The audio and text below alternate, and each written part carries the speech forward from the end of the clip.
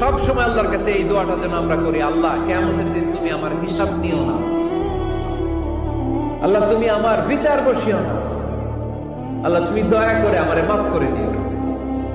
আল্লাহ যার বিচার করবেন ও জাহান্নামে যাবে, আর যার বিচার করবেন না সে জান্নাতে যাবে।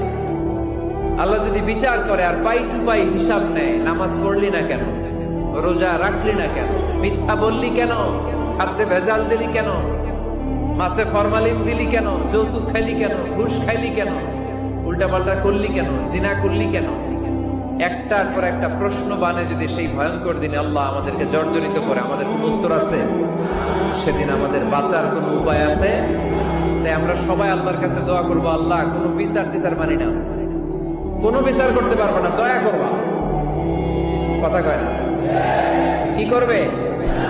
এবার আওয়াজ করে বলেন, বিচার চান না দয়া চান?